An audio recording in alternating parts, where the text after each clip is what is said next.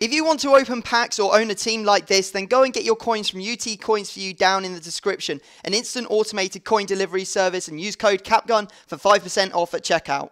You're right guys, it's Capgun Tom here and welcome to episode number 15 of our FIFA 14 Road to the World Cup. Now as you can see, we only just managed to qualify in the last episode, getting 4 points. Our next opponent got 3, so we only just squeezed through the group stages, and hopefully we're going to progress with our Asian team quite far into this cup. You know, we've had a rocky start, but now I feel like we can go all the way. You know, we had the same sort of start with our African team and we ended up watching or winning the World Cup with that team. There's the Asian team if you've got it. Tim Cahill, Koo, Sun, Cruz, some nice players in there, but overall got quite a lot of weak holes in it, to be honest, and one that could quite easily fall victim to a team like this, for example. Now he's got a very strong team. You can see he's got upgraded Muller in there. He's got the likes of Ribery. He's got De Rossi. He's got, yeah, just strong players all over the pitch. So I was very, very worried about coming up against it, and for good reason. He went very attacking against me, and he exploited my defence so badly. And, you know, my goalkeeper's appalling. The centre-backs are pretty dodgy, and it just was a bit of a calamity, to be honest, this first round in the knockout stages. You can see that he's already 2-0 up in the first 20 minutes, makes it 3-0. Ribery just running through the middle. No one can get near him. No one's got the pace to even challenge him. And, you know, things were just falling his way. He was quite lucky, you know. I didn't feel like I had been completely outclassed, but I was 4-0 down before I even managed to get one in the back of his net. And, you know, he sort of matched me from there. Every time I scored, he managed to score. That was an awful goal to concede. I have no idea how that went in. He just hit it on the turn. It just ends up in the back of the net. You know, goalkeeper very, very poor for me. Did manage to make it 5-2, but, you know, as I said, he just matched me. Look at that. How am I supposed to deal with quality like that when I'm using a full Asian team? Ribery volleying that one in when it comes over the shoulder. Make it 6-3, but it's too little too late. You know, we're going to end up walking off 6-3 losers, and we are out of the World Cup.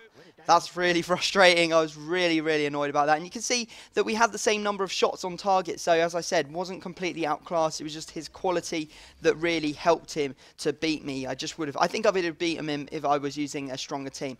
Anyway, that's it. Asian team's out. It's time to build a new team. And you guys seem to want to see South America. I haven't actually used the South American team yet. As you can see, I built it all up. We're playing a 4-3-3. We got James Rodriguez in it. And as you can see, I actually recorded this quite a while ago because James Rodriguez hasn't actually got that upgrade, which is annoying because we really could have used a star player in this team. But he is still the highest rated player by quite a long way. He is our highest rated striker or attacker. We've got Dante at the back. You know, we've got Maicon in there.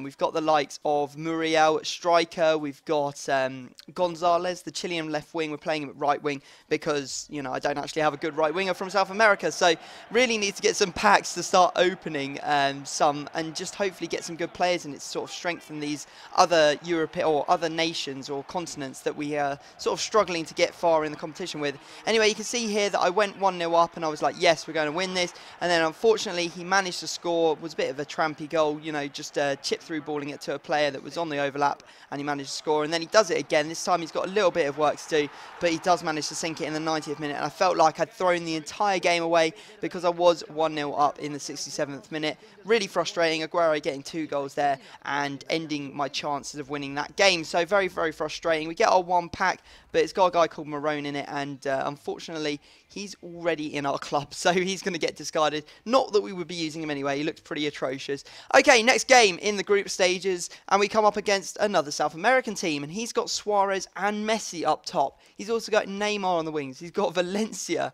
I was looking at it. I was like, how on earth am I going to beat this? But again, put up a great fight. You can see here, good shot from Gonzalez. Manages to force a save out the goalkeeper. And this guy was definitely a rager because you can hear him getting very frustrated in the background with the game. But there you go, 77th minute, again, he comes through, and yeah, I concede. I was just like, oh my god, how have I let this happen again? And not only that, 90th minute again, stung, and that looks like it. Well, looks like we are out because we've lost our 2 first games. Unless results go our way, we are not going to be finding ourselves in the next round of the tournament. But looking at the board, I thought there was a way that we could do it. I thought if we beat our team by a lot of goals and, you know, our opponent or one of the players actually won by a lot of goals. We had a chance, but looking back at it now, we were only playing for pride. And like, since it's just for pride, got to go out there, give it my all, and make sure that I can prove that we could have done better with this South American team. I just was a little bit shaky with it. I'm not the best with a 4-3-3 formation.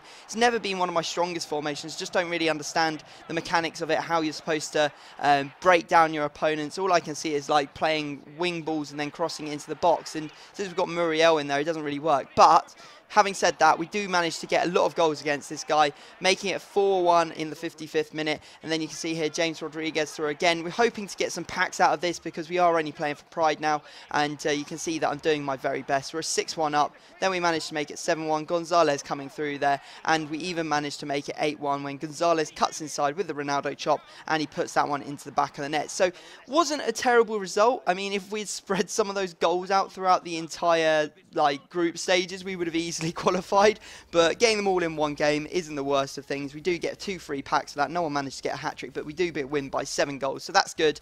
And you can see the 2 free packs give us more duplicate players. In the first of our winning packs, we managed to get Dzeko, which is a nice player and probably going to feature in our European team when we go back to Europe. Then in our second pack for winning that game, we also get McKay and a couple of Greek players. So we've got quite a lot of Greek players in our club. And now, guys, it's up to you. Who do you want me to build next? Leave it down in the comment section. Obviously, that is the first time we haven't managed to qualify from the group stages, so I was very frustrated with that. But it does mean we can move on to another team. I hope you've enjoyed the episode. Make sure you drop a like if you have, subscribe if you're new, and I will see you all next time.